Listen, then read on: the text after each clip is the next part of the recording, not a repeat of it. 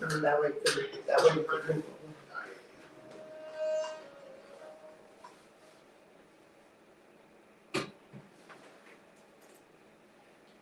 Welcome back to another segment of The Coach and the counselor. Today we are going to get right into the topic. We have a very special guest with us. We have our engineer with us. Yes. Hello, Johnson. The one and only. Yes. The one and only. And of course, we have Dr. B is in the building. Oh, glory to God. Yes, we're here. So we are going to get right into the topic today. And we are going to talk with two amazing leaders. And we are going to speak about the mind of leaders. Yes. I like that. Go ahead, sir. So the mind of leaders. We're gonna just sort of let Errol Johnson bring us in this morning and on this beautiful day and just sort of see what it is that's on his mind this morning as a leader. Well, thank you for sitting with you all this morning. I've been sitting with you all every Saturday morning, and this morning is kind of different because I'm participating. Correct. In what's going on. When I was thinking this morning when I was coming here is that most people when they get a platform they look to they promote church. We're not promoting church this morning. Right. We're gonna talk because we're in a world where there's a lot of things that's going on where right is called wrong and wrong is called right. Correct. So we want to make sure that we show the people that are listening that it's okay, to go through what you're going through, but make sure you go through it with God. Right. So as I love myself to be used by God and you do what you do best, I'm open. You can ask any questions, we'll talk about it because the world needs to know what God is doing. Yeah, the mind of a leader today has to be very strong because there's so many different facades out there, so many different facets of, oh, let's do this to be popular, let's do this. And when it comes to leadership, you got to do what you really called to do because it's kind of like David and Saul. I can't put on your armor and fight the battle. I got to put the armor that I have to fight the battle. Yeah, on a regular basis. And I like that. So let's go, let's talk. Yes, so let's talk. And I'm going to be bringing in the woman perspective. The mind of a leader and one who's, the leader of family, the leader of some parts of community, just in the small facets of leadership and what that looks like also from my perspective because it looks very different from these two amazing men's perspectives. Yes, Doctor. Yeah, I think Errol, I think you will agree to be a leader. You got to encourage yourself. What do you think about that? I believe in that. Yeah. I'm teaching a course on Sunday afternoons to my group of people. It's called Making of a Leader. Okay. And it every Sunday from 7 to 8, I teach my people that we're making of a leader. Yeah. It takes a whole lot of things. I remember when we're thinking about church, they are thinking about 3 things that they want. I call it ABC. Okay. They're thinking about getting a group of people together. They're thinking about the building. The B is for building. And the C. You gotta start talking about cash and money to come. I believe when I think about ABCs, I think about accountability. Yes. Building up people. Yeah. My God, and getting them counted for God. Yeah. Those are my things. So I want to make sure that when we get those things in perspective, that God can see what we're doing. But we don't have too much time to say everything that we need to say. Let's just dive in and talk some details.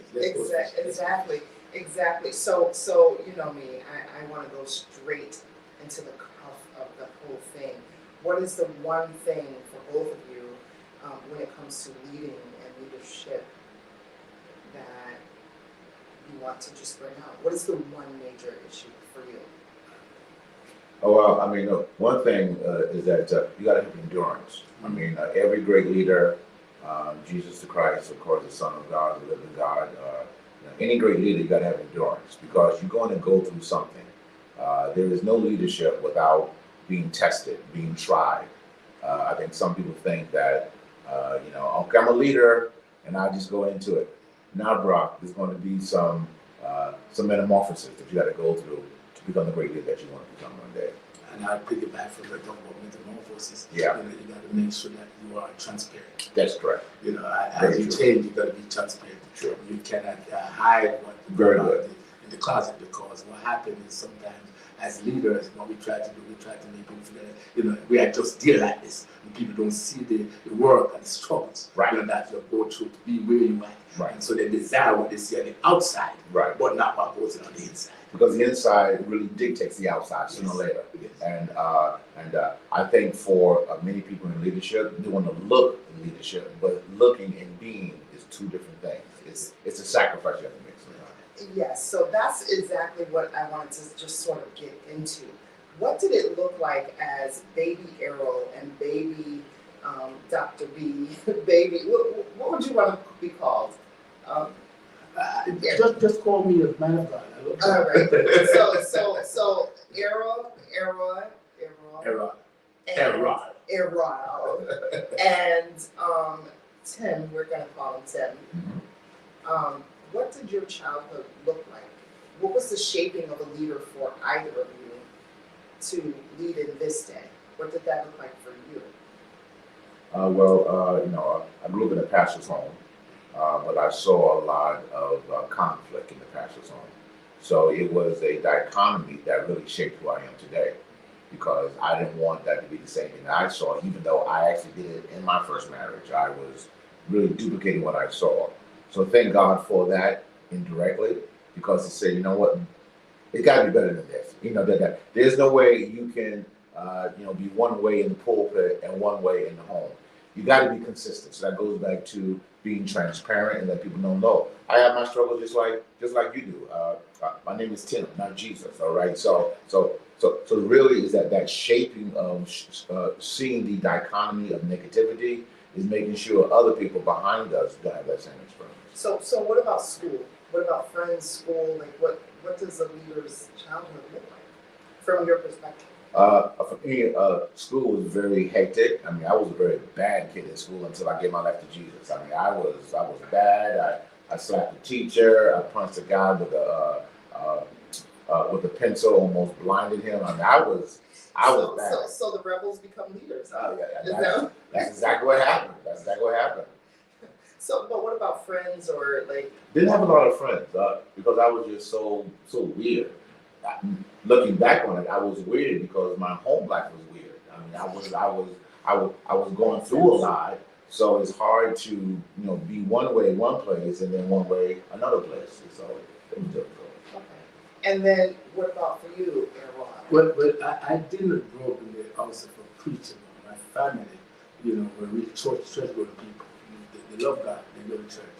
I look back now and I see that maybe some of the things that they learned and I was taught was not really what I'm seeing now, but they really have good morals. Sure. My mama taught me well. I'm the first of 7 for my mom. So 6 boys and 1 girl. Wow.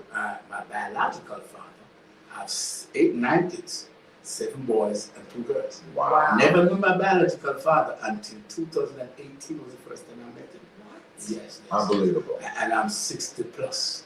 Wow. So you got to understand, I grew up with my stepfather, my cousin, who I call my dad because that's the old man that raised me. He always tell me that no step is what you walk on. I love that. That's what he told me. Don't call him step. Yeah. So I took on my own identity growing up. Watch this, because I spent more time with my grandfather. That was always with a bunch of older men.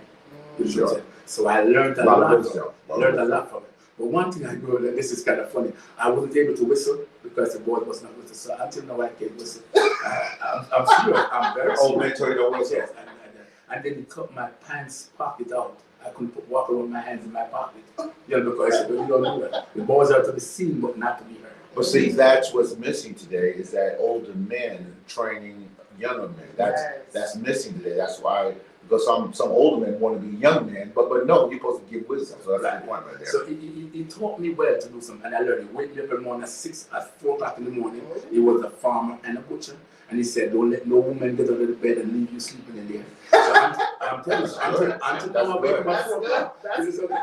That's right. This morning, sir. That's right. This morning. Now I wake up to do other things, but that time I had to wake up because if you gotta wash your face and go back in bed, he said, "Get up early in the morning." That's right. He taught me about those things. But going to school, I was also weird. go to school. I give a lot of trouble, but that was weird. I was silent. You know, I went to high school, not really smiling at nobody. I mean, make people like a smile. Yeah. Just call me Bobby Serious. Yeah. You know, not because I was that, but I always have something in mind. I always have some crazy thoughts in mind. Sure. And even though we're grown, Right. we have some thoughts.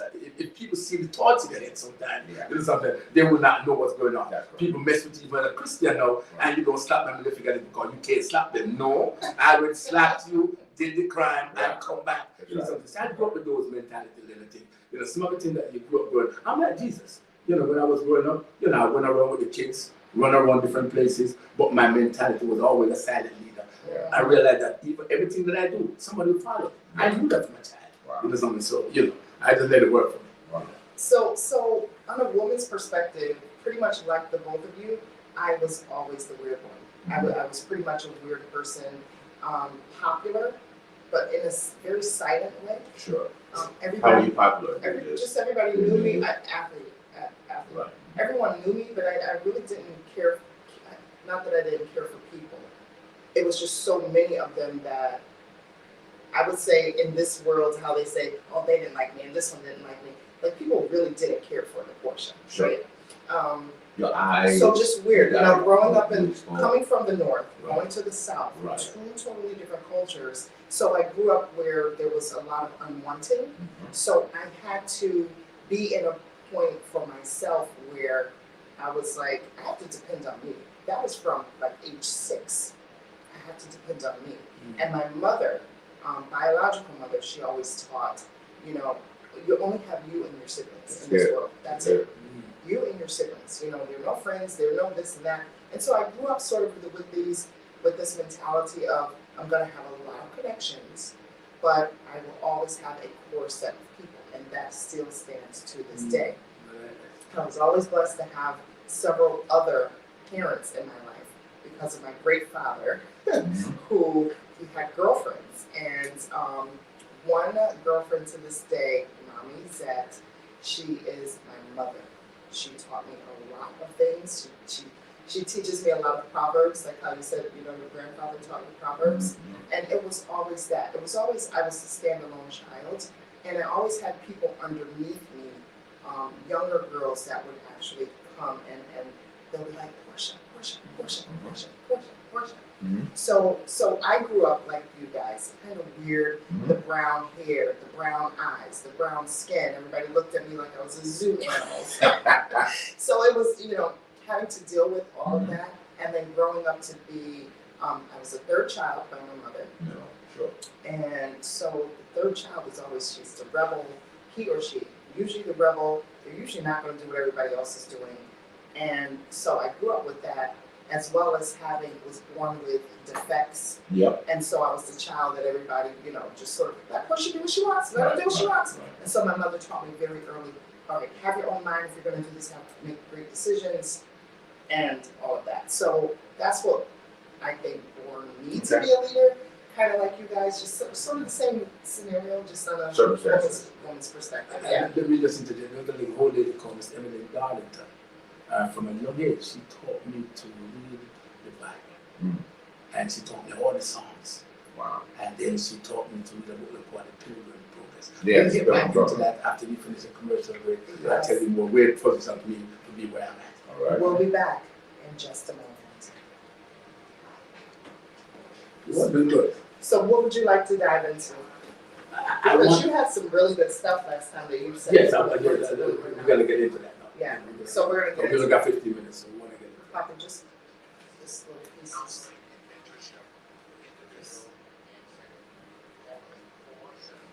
What do you want to get into? I'm following you guys. You going with the flow? I'm going with the flow today. Someone from our live audience said, yep, I'm weird. You're a leader.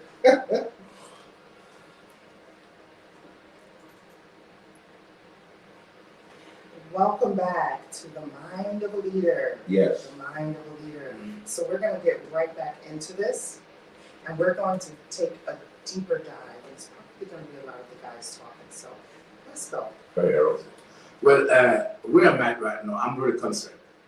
You know, we discussed where we come from as a kid and where we are now as adults.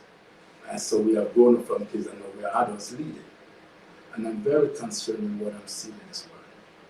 I'm seeing a bunch of leaders that got no integrity. Mm. I've seen leaders tearing down each other. Yeah. I've seen it happen from the head, it happens in the country leadership. Sure. But since we are not doing the country leadership, we're in church as preachers, my problem right now is where we're at. And we're in a crucial word, Dr. Bradley, where right is called wrong. Yes, sir. Wrong is called right. Correct. And nobody's getting up to say nothing. Right. And we are the background. If we say too much, people ostracize and criticize. Right. Now, I will tell you, we can't get into all the things that I've been through. Something was married for 30 years. It fell apart. Did not decide for it to fall apart. Yeah. Love the person I was with, but everything doesn't happen the way I want it. So let me put it out there, Yeah. so everybody know that I'm not mad at her. Something. It shaped me to be who I am, and if I should ever get married again, which I intend to do, something, I will do better than I did the first time. And that's something I'll make some better choices. Right. No, am I giving people license to go get divorced? I'm not doing that. Correct. Because our desire is to keep it going on, but sometimes it doesn't work. And there's a lot of people in church that's dying like that. Right. And they will not get remarried or whatever because they were taught that you are crazy if you go back and do that. Let's tell each and every one of you are listening, go live. Yeah. There's life after divorce. Yes. Bless the name of the Lord and Savior Jesus Christ. Yes. Let's move on to that. But what I'm looking at, Dr. Brother, people are destroying leaders. Yeah. Especially church leaders, especially preachers. Yeah. Galatians chapter 6, verse 1 says, "Brethren, if your brother be caught in a fault, he was spiritual restorer." Yeah. There's no spirit of restoration. Correct. And I'm not saying that, Dr. Brother, we just talk about dirt that we did, not everything we can talk because this few minutes can't do it. Right. But we all have started sinning and falling short. All of it. Every one of us got some skeletons in our closets. With meat on the bone, still. I will say that. But sometimes we're not open enough Yeah. to tell people that what you are going through is normal. Right. Exactly. So you understand what I'm saying? Yeah. So because we don't do that, some people look at us and figure that we were just born, No. dropped from our mama, and we were holding. No, we were not. We have struggles. Go ahead, talk to me. Yeah. There's always a shaping that every leader has to go through, and your life perspective that you go through is the shaping. And a lot of people don't understand that. Where you are right now is for a reason. So the divorce you went through, the divorce I went through, was for a reason, so it can help other people to not stay in a toxic mentality, because that's what people are doing. Well, I'm a Christian, she's a Christian, so we should stay together. No, if it's toxic, we need to abandon ship, okay? Because that's not the will of God for you to be. And I will add to that. Yeah. One of the problems that we do, and the world that you are listening to us, let me tell you what you do. The scripture says the man who finds a wife finds a good thing. Right. What we have done, we found people in the club, on the street, Right. or house, dog house, I don't care which house, but not in God's house. Yeah. And then we drag them to God Right. and say, God, keep this thing together. And we never consulted God about the people that we got involved with. Well, see, in my perspective, I married a church girl. She was in the church, and I thought, well, she's a Christian, I'm a Christian, she's sanctified, I'm sanctified, she's Church of God in Christ, I'm Church of God in Christ. This should work, and it did, because I was not mature enough to understand. So let me add this caveat too: before you divorce, make sure you do counseling first. My God, didn't say that. Make sure you do counseling first, and then for me, in my first marriage, we did counseling for 5 years, and it got worse. Now, this present wife, my last one, Coach Portia, I didn't find her in church, okay? But we were such on one accord, and we were yoked. There was a respect, there was a love that, of all the women that I've been with, that I've known in church, she's the most spiritual and most loving, because it's not how they look, it's how they treat you. Right. And you got to be honest. That's correct. And that's one of the things that's missing in any relationship. Big time. The relationship with God, the relationship with people, the relationship with the family. Honest. You got to be open and honest. Correct. You know what I'm saying? Correct. Honesty is the cure. Then loyalty, Right. dedication, respect. Those things have to be in the package. And you can't do it because you want to be seen by the public. And that's the key with a lot of leaders, is that it's how I look on the outside. Or it's the red bottom shoes.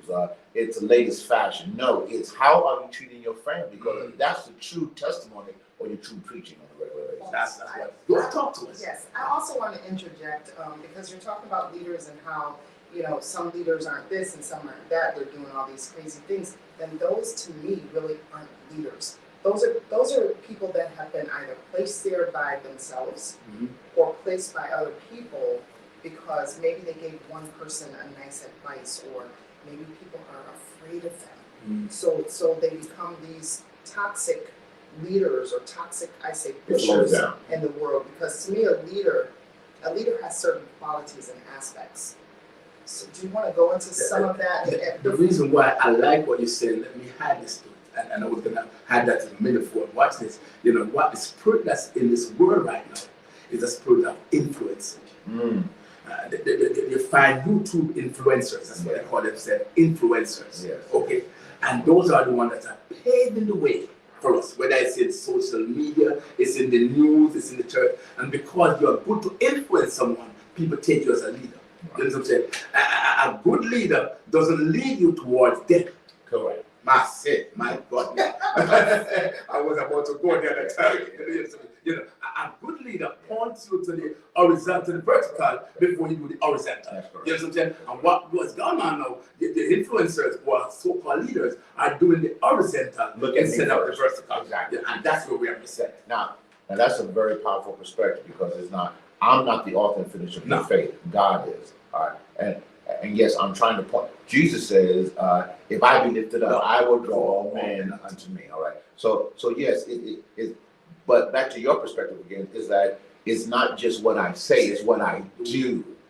See, that's the leadership. It's not what I say, it's what I do. I mean, it's being consistent that how I treat my wife is really a testimony of what my preaching is. Okay, I can preach to 1,000 people, but if I'm degrading, beating up my wife, destroying her, your preaching ain't nothing, sir. I'm saying right now, because you're not being systematic in what you're saying and what you're doing. Go ahead. So I like the way you say that, right? So if another woman is looking at you, Correct. and say, I desire not to practice, Correct. and then you are sneaking and speaking to her, she should say, wow, do I really want that man? That's correct. You know something? But no, they don't look at it like that. You see, that's the society that we're in, is that I don't care that he's married. I don't care she's married. I just want a part of the bag, or I just want the influencer. Hey, I had sex with the influencer. That's why as leaders we're going to be so careful, very careful, because then people are looking at us, people emulate us. But again, it's not me. It's God in me. That's it. So as not a churchgoer, Ultimately. as not a churchgoer as I am, for me the influencing, because I'm that rebel child, I really take a step back to the influencer, and I see for me how it's changing my life. If there's something called an influencer, which there are many, I look for the life changers. That's good. So those life changers, if they're hitting me in a way in my heart, in my mind, to me that person, it's almost like giving trust to someone, right? You don't openly give your trust. You don't openly give your respect. You let people slowly earn that.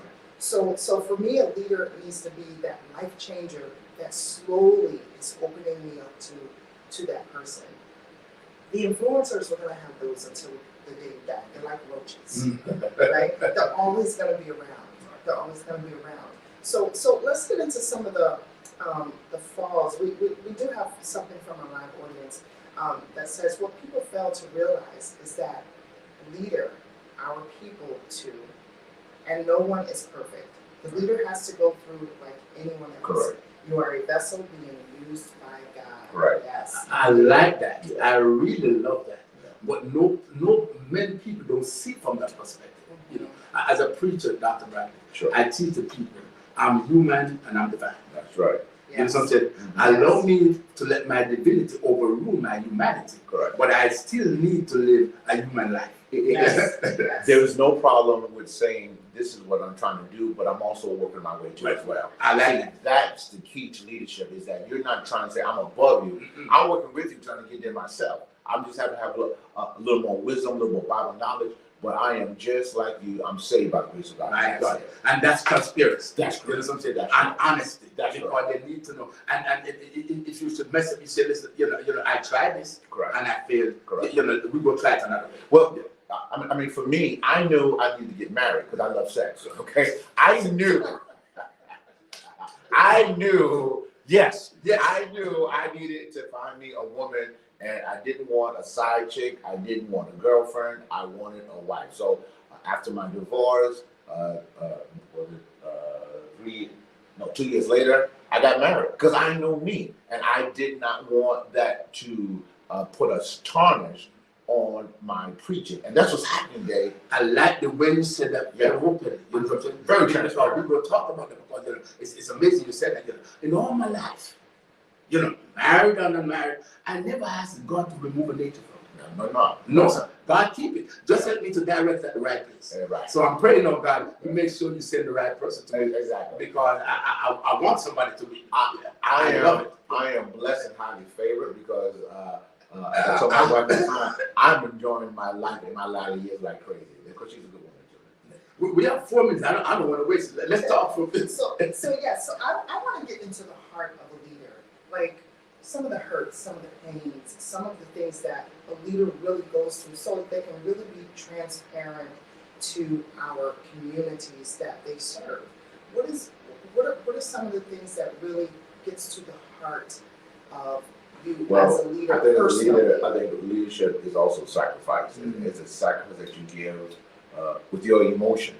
People say, "Oh, I'll never leave you, Pastor. I'll never leave you, Bishop," and then next week they're gone. "Oh, I'll be there Sunday," and then you come there Sunday, there's no one's there. So it's really the sacrifice that you make mentally, also financially, that you make. As a pastor, I gave out so much money last year because the church wasn't there financially.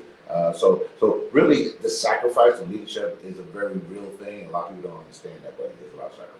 So what about more personally outside of the church? Because I'm sure, and I know that you both lead not only in the church but outside of the church. Yes. I see 2, 3, 4, 5 a.m. phone calls coming in all the time. So The biggest work is on the outside. Yeah. And my biggest problem is, because there's a few moments left, is being disappointed by the people, and let down by the people that we make the most sacrifice for. Yeah. That's my biggest downfall. I'm a very open-hearted person. I give to everybody. I love everybody. Yeah. But we stabbed in the back by the people that you love the most. Stab in the back and stab in the front. That is my most disappointing thing. I don't regret nothing because Jesus had Judas next to him and he betrayed him. But that's the biggest disappointment for me in ministry. Everything else I can work with. But all my downfall in ministry is the people that I thought I loved, which I knew I loved, and the people that I sacrificed for, was the one who brought me down and tried to destroy me. So because we're wrapping up, what is the one thing, whether it's dealing with this leadership or just something that's on your head that you would like out in the world, what would that be? I would tell leaders that are listening to hold fast, Yes. be dedicated, stand firm, focus on who called you, Correct. and your goals that you are deciding to put forward. Correct. Be honest, be transparent, keep your hands clean, keep your heart pure Yes. as you go along. Yeah. So, and what about you? What would you say? The scripture is more prevalent. One planteth, one watereth, but God is the increase. And you just do your job to the best of your ability. Keep your hands clean, and then you just do your best, and that's all you can do, and let God do the rest. And the last word I would say, mind your own business. Yes. So mind your own business. So for me, and I did have one more question to ask, and maybe it's a 30-second spitfire. The last question was, what would you want most when it comes to you personally as a leader? Me? My God, more of Jesus. Because if I have more of God, then I'll have more of everything. And just people to be honest with me, to be totally honest. That's what I want. What about you? For me, it's a change lives. It's understanding that the work we do is not only affecting the person, but 2-3 generations down the road is going to be affected in a positive way. Awesome. Thank you, leaders, and we will see you guys next time. Peace. Peace. To be continued. That was so quick. Thank you, sir, for your time, sir. Yes. I feel like we didn't get into some of the heart of it though. Like I wanted to get into Maybe you need to do it again. yeah. I wanted to get into some of the like hurts and like who leaders go to. You know, who do leaders go to? So thank you guys for tuning in and for listening. God bless you guys. Hope Thanks you guys for, enjoy that. The comments. Thanks for the likes and the loves. You guys Be are the encouraged. absolute best. See you again. Sir, do you want to say anything?